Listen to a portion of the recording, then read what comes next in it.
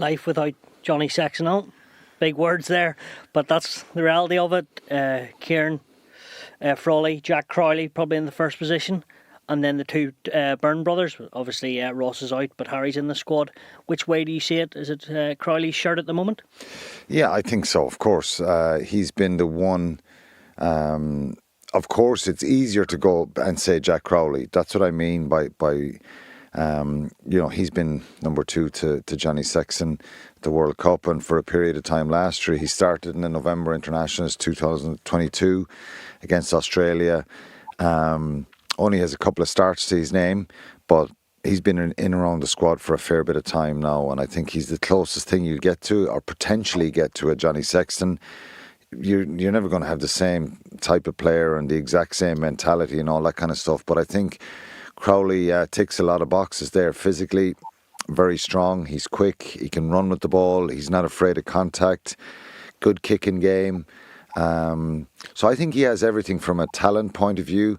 I think one thing that probably needs to get better, and it's not a surprise for a pretty young fly half, is the decision making under pressure, and that's where Sexton was so good, and he got to a point of just having so much composure, calmness, and he seemed to make so many right decisions and execute brilliantly. So it's understandable that takes time. When an out half is going to handle the ball, I'm not sure exactly how many times, but potentially could be 60, 70, 80 times a match. I don't know. Scrum half probably more, obviously.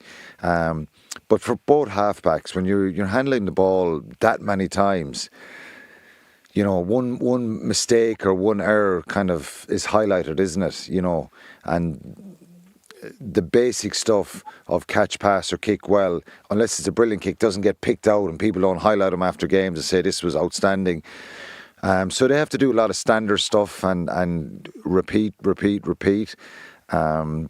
But I think he's learning all the time. I think the one thing I like about Jack Crowley, and he's pretty open about this, and he gave us some stuff during the week in the media about reflecting on his performance and his team's performance against Northampton in the last round of Europe.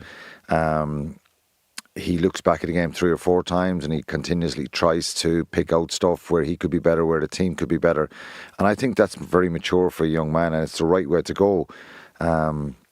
You don't want to overload and focus on all the negatives. But I think he's driving himself, and he stated that he loves seeing Johnny Sexton and the way he operates and the way he goes to work and the way he leaves no stone unturned. And there's a perfect example here to follow. If you want to get to the very top of your game, this is what you have to do. And I think he's striving to do that. Kieran Frawley's a very good player as well. And I think not as many games out 10. No, yeah, and that's probably the issue here. It would be brilliant to have a Kieran Frawley. He's been a utility player, hasn't he, for Leinster? He can play fly half, centres, wing, full back, whatever, and a really good kicking game. Very talented player. But we probably need to see a little bit more of him. So it's good backup. Harry Byrne really stepped up recently with Leinster as well. I've always said that about him. The more games you see him, the more mature, kind of chest out scenario you have for him. Obviously, Ross Byrne is injured at the moment, but the door is open, really, and Jack Crowley isn't the one that's suddenly taken hold, and I think the others will sense an opportunity to push him as well. But I'd be amazed if anybody else, if there's any other scenario where Jack Crowley doesn't start on Friday night in Marseille. There's been a lot of plaudits to Johnny Sexton. He's been amazing, and I think he's been a real driver of standards. And you talk about culture a lot, and sometimes people don't understand the value of all that kind of stuff. But really, it's.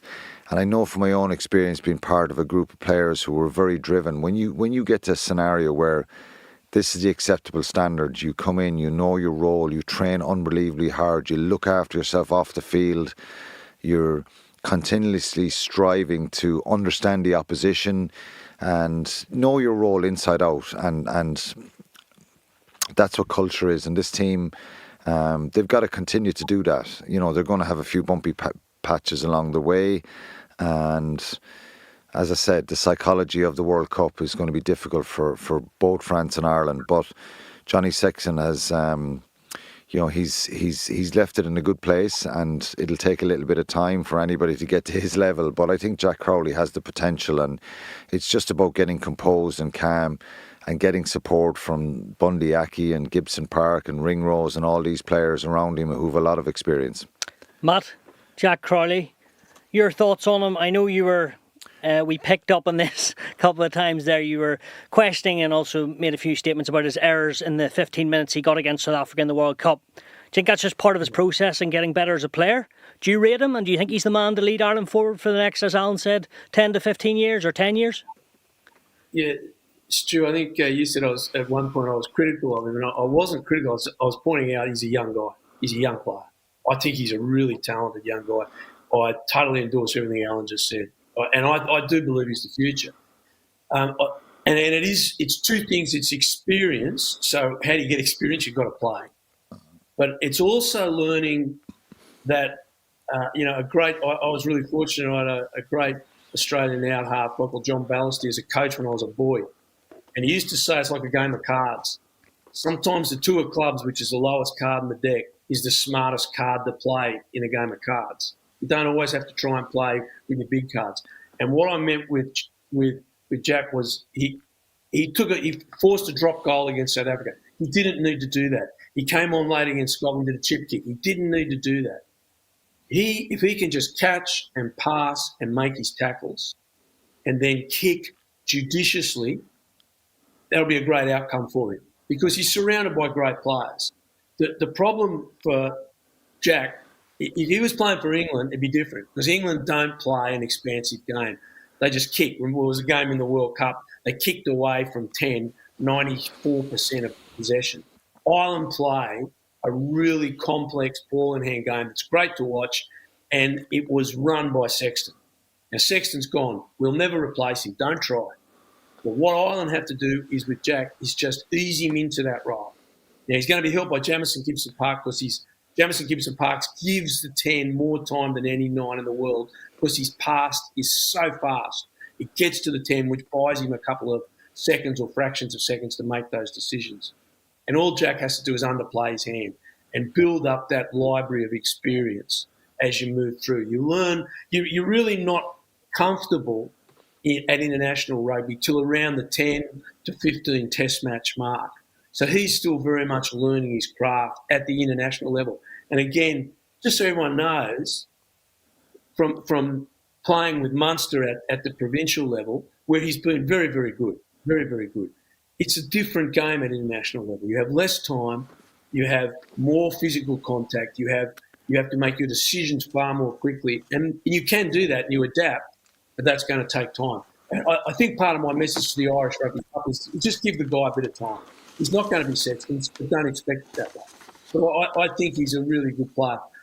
Frawley, I think he's going to be a great bench player right now.